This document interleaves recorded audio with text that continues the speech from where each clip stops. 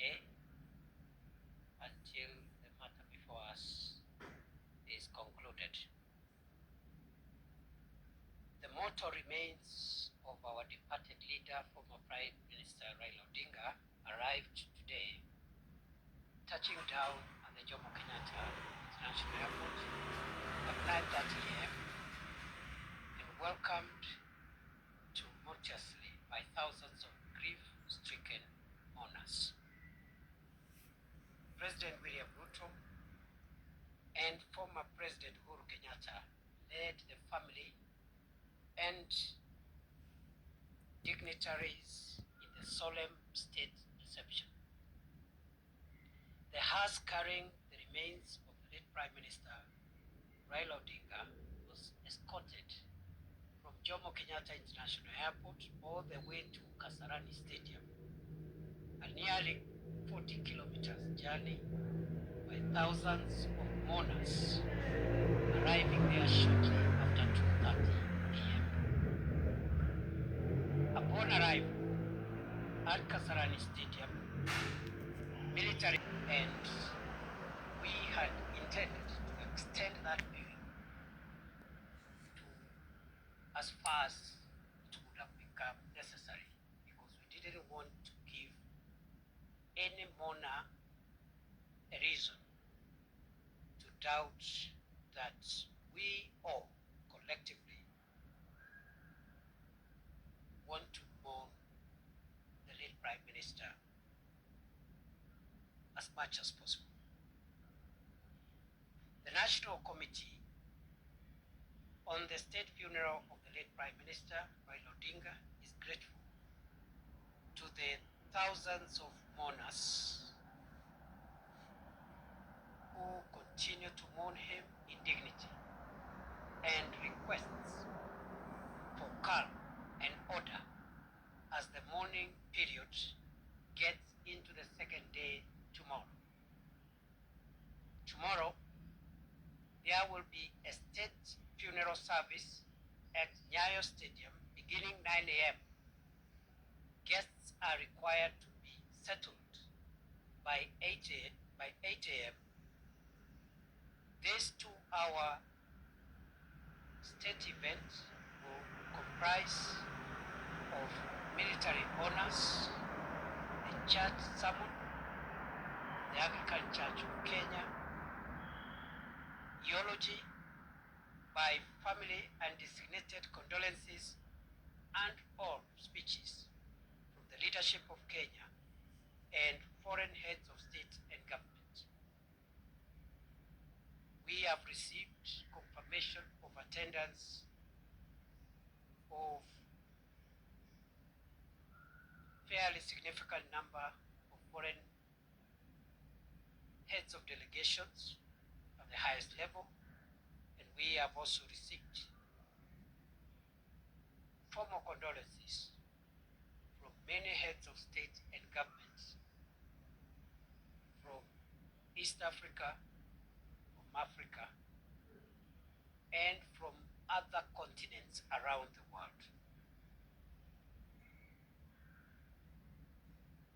There will be a public viewing of the remains of the late Prime Minister Raila Odinga after that state event. Therefore, those who want to continue mourning our departed leader have no cause to worry. There will be another opportunity, and we will stretch that opportunity from around 12 o'clock noon to as far as possible to give the highest number of mourners an opportunity to mourn and pay their last respects to their departed leader.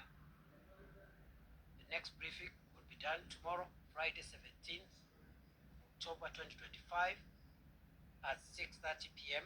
here.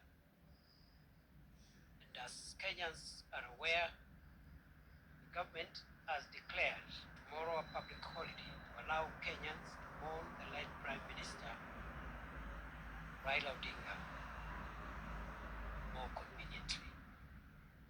We have the apologies of the co-chairman of the National Funeral Committee, National State Funeral Committee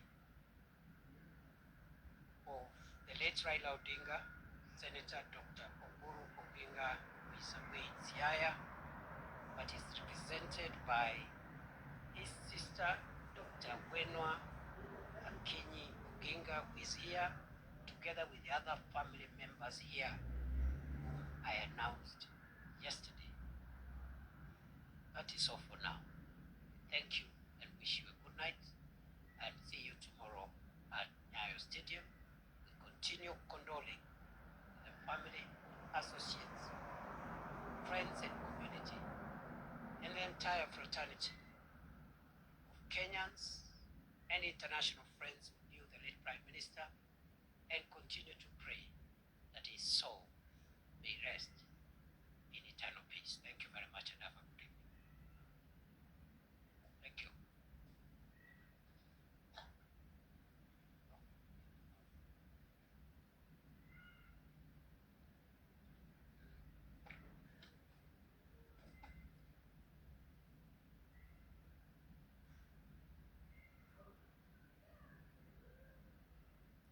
Ni taarifa rasmi hapo kutoka makao makuu ya naibu rais Kithure Kindiki kutoka mtaa wa Karen, ambapo anasema kwamba hapo kesho mwendo wa saa 3 asubuhi katika uwanja wa Nyayo utakuwa na ibada hiyo ya kitaifa kutoa heshima kwa mwende zake Mheshimiwa Raila Amolo Odinga. Na hafla hiyo, ibada hiyo itajumuisha heshima za kijeshi pamoja na ibada ya Kianglikana na rambirambi ambazo zitatolewa na familia pamoja na baadhi ya wakuu serikalini na wale viongozi wa serikali mbalimbali ambao wamethibitisha kwamba wataweza kuhudhuria hafla hiyo. Ni hafla ambayo itafanyika hapo kesho katika uwanja wa Nyayo kuanzia mwendo wa saa 3 asubuhi, wageni wakiwa wanatarajiwa kuwa wamewasili na kukaa mwendo wa saa 2 asubuhi ili kuhakikisha kwamba hafla hiyo inayotarajiwa kuchukua saa 2 itaweza kufanyika kwa wakati.